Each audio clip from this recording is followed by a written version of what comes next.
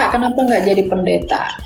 Saya tidak suka di gedung, saya sukanya langsung satu-satu, tap tap tap, gitu ya. Saya tidak orang yang performance church, saya orang yang church planting, ya, to build the ecclesiam yang sesungguhnya, gitu. Itu kalau saya ya. Kita Kristen apapun itu, menurut saya ya, pandangan saya ya, kita sebenarnya lebih mudah memahami akan apa yang sebenarnya sudah tertulis di dalam kitab suci, mulai dari kitab Kejadian sampai Wahyu. Karena kalau misalnya kita bandingkan dengan kepercayaan saudara-saudari kita yang muslim, mereka tidak semudah dengan kita untuk memahami apa yang mereka imani. Kalau kita kan tertulis atau bisa diterjemahkan dalam bahasa Indonesia yang kalau kita punya kemauan untuk mau membaca, kita bisa mengerti. Cuman kadangkala saya cuma mengerti, kadangkala kan kita mengaku agama Kristen, tapi kita sebenarnya hanya sebagian kecil yang punya kemauan untuk membaca seluruh apa yang tertera di dalam kitab suci. Yang seperti saya pernah ikuti diskusi Elia dengan siapa ya, lupa saya, pada channel YouTube, bahwa itu adalah fakta sejarah yang tidak bisa terbantahkan. Sehingga ketika, simpel saja buat saya, ketika kita berdiskusi dengan teman-teman yang beda kepercayaan, kita sebenarnya bisa menjelaskan ketika kita bisa membaca seluruh. Cuman karena kendala kita orang Kristen yang tidak membaca seluruhnya, maka kita lebih banyak mengutip sana mengutip sini, ya, ayat yang kita kutip sesuka hati kita, dan kita coba membanding-bandingkan dalam perjanjian lama dan perjanjian baru. Mungkin pada kesempatan ini saya tidak ada pertanyaan untuk saya ajukan kepada Elia, ya. Cuman bagi saya sangat menarik kehadiran Elia di zaman sekarang ini, yang kita terang-terangan dan mau bicara tentang apa yang kita imani, apa yang kita percaya. Tapi kita juga tidak bisa memaksakan apa yang kita imani, apa yang kita percaya, supaya orang juga mengimani apa yang kita imani sekarang ini. Karena bagi saya, orang punya kehendak bebas untuk memilih jalan sendiri.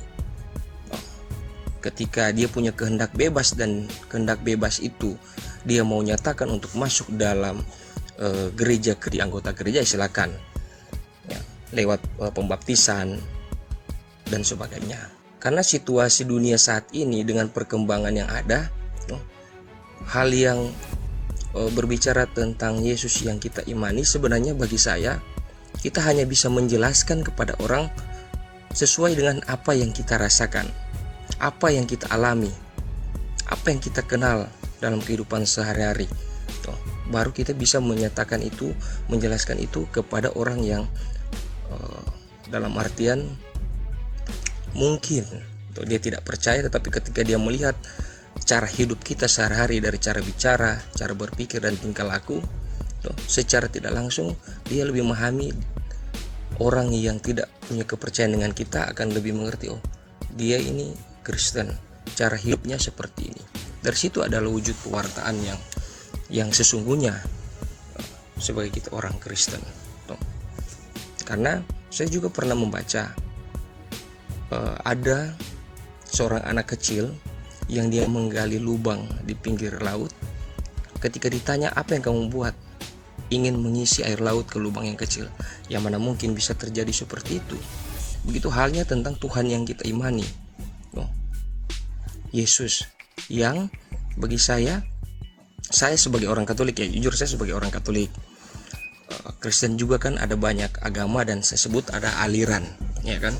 Sehingga saya lebih spesifikkan, dalam satu rumah, kita biar ibaratkan dalam satu rumah ada beda kamar. Ada kamar 1, kamar 2, kamar 3, kamar 4. Tetapi kita tinggal dalam satu rumah, yakni iman sebagai satu iman, kepercayaan kepada Yesus Kristus. Mungkin sedikit pandangan saya bisa ditanggapi oleh Elia tentang apa yang saya sampaikan tadi. Itu baik, Pak. Bahwa memang saya mau tanya sama Bapak, puncak penyembahan tertinggi itu apa? Ya, kalau dalam pandangan saya, dalam artian karena saya Katolik itu, dalam perayaan Ekaristi, kami dalam Katolikan, dalam perayaan Ekaristi, mengikuti perayaan Ekaristi. Kalau bagi saya, puncak penyembahan tertinggi itu adalah taat. Ya. Itu penyembahan yang tertinggi. Taat dalam artian apa? Melakukan perintah Yesus. Coba kalau kita baca di dalam Yohanes 21 ayat 15 sampai 17. Ya. Yohanes 21. Karena iman itu artinya taat. Nah, katanya begini. Sesudah sarapan, Yesus berkata kepada Simon Petrus, "Simon anak Yohanes, apakah engkau mengasihi aku lebih daripada mereka ini?" Jawab Yesus kepadanya, "Benar Tuhan, engkau tahu bahwa aku mengasihi engkau." Kata Yesus kepadanya, "Peliharalah anak-anak dombaku." Kata Yesus lagi kepadanya, untuk kedua kalinya, "Simon anak Yohanes, apakah engkau mengasihi aku?" Lalu jawab Petrus kepadanya, "Benar Tuhan, engkau tahu bahwa aku mengasihi engkau." Kata Yesus kepadanya, "Gembalakanlah domba-dombaku." Kata Yesus kepadanya untuk ketiga kalinya, "Simon anak Yohanes, apakah engkau mengasihi aku?" Petrus pun merasa sedih karena Yesus berkata untuk ketiga kalinya, "Apakah engkau mengasihi aku?" Dan ia berkata kepadanya, "Tuhan, engkau tahu segala sesuatu. Engkau tahu bahwa aku mengasihi engkau." Kata Yesus kepadanya, "Peliharalah domba-dombaku." Jadi orang yang mengasihi Tuhan itu pasti memelihara domba-domba. Yohanes 4 ayat 34 ya. Coba kita lihat dalam Yohanes 4 ayat 34.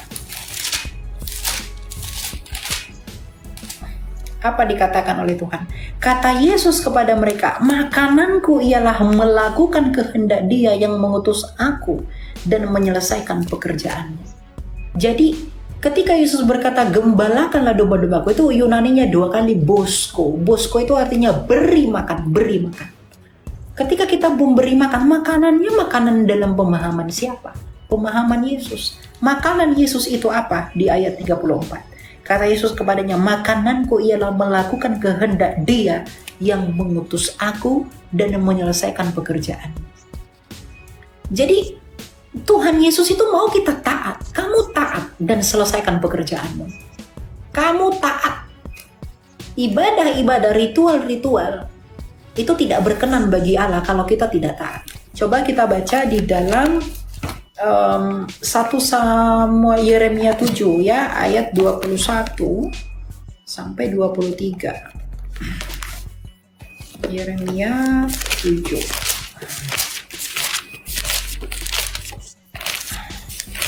Ayat 21 sampai 23. "Beginilah firman Tuhan semesta alam Allah Israel. Tambahkan saja kurban bakaranmu pada kurban sembelihanmu dan lahaplah dagingnya. Sungguh aku tidak berbicara atau memberi perintah kepada nenek moyangmu tentang kurban bakaran dan kurban sembelihan ketika aku membawa mereka keluar dari tanah Mesir. Hanya inilah yang kuperintahkan kepada mereka.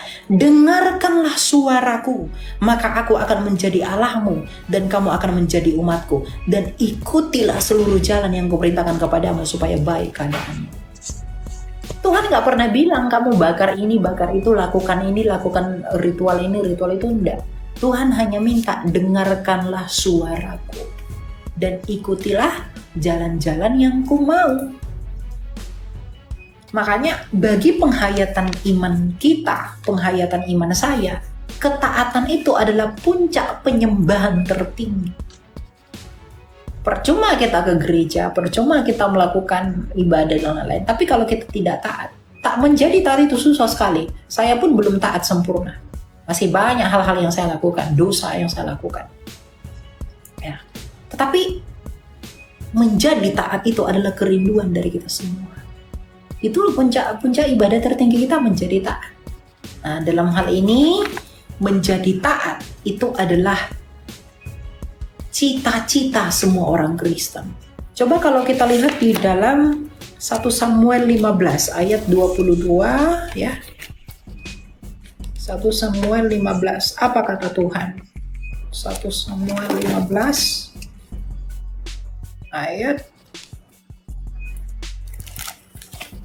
23 ya.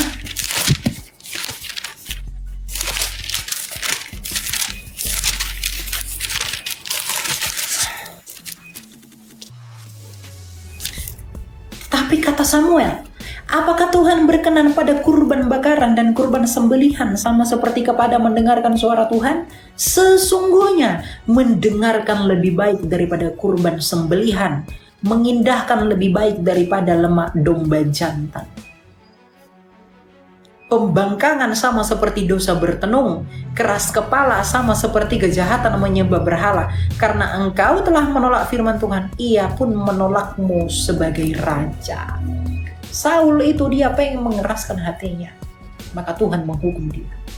Saul itu menyogok Tuhan, Tuhan kamu saya kasih ini, saya kasih ini. Tapi Tuhan tidak mau. Jadi yang Tuhan mau itu apa? Kamu taat. Jadi yang Yesus katakan, bosku beri mereka makan. Makanannya itu apa? Taat. Dan selesaikan pekerjaanmu, selesaikan panggilanmu. Kita menjadi pengikut Kristus seperti itu. Jadi tujuan kita sebenarnya itu menjadi orang Kristen. Puncak tertinggi kita adalah menjadi serupa dengan Kristus, itu tujuan kita.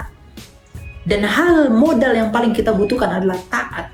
Bagaimana kita menyelesaikan pekerjaan kita kalau kita itu tidak taat? Gitu. Ya, saya setuju dengan ketaatan yang sudah dijelaskan. Bahwa ketaatan itu seperti yang saya bilang, bahwa Kristen, kita kan mengakui orang Kristen, tetapi orang non Kristen itu mengerti bahwa Kristen ini kan ada Kristen Katolik, Kristen Protestan, ada juga aliran-aliran yang Pantekosta dan lain sebagainya, yang dirangkum dengan, saya sangat setuju dengan ungkapan ketaatan. Tetapi ketaatan juga itu kan harus diaplikasikan, diwujud nyatakan dengan bagai masing-masing kepercayaan gereja. Ya, contoh seperti saya, karena saya Katolik, saya pakai kata ketaatan itu dengan mewujud nyatakan dengan mengikuti perayaan Ekaristi setiap hari Minggu dan hari biasa-biasa, persekutuan ibadah-ibadah baik kaum bapak ataupun kelompok-kelompok kategori lainnya. Nah, sangat sederhana sebenarnya. Dari kata ketaatan itu kita kan sudah diberikan sebagai makhluk ciptaan yang termulia dan tertinggi secitra dengan Allah.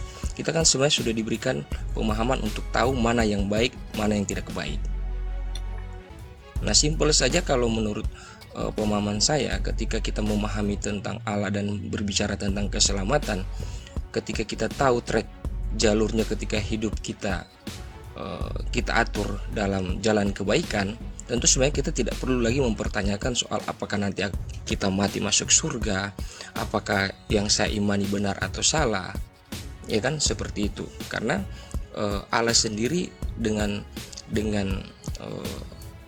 pemahaman yang masing-masing kita dapatkan di gereja kita masing-masing, semuanya dasarnya kita memahami untuk memperoleh keselamatan, ya lakukan hal yang benar. Ya, begitu Pak. Thank you Pak Obi.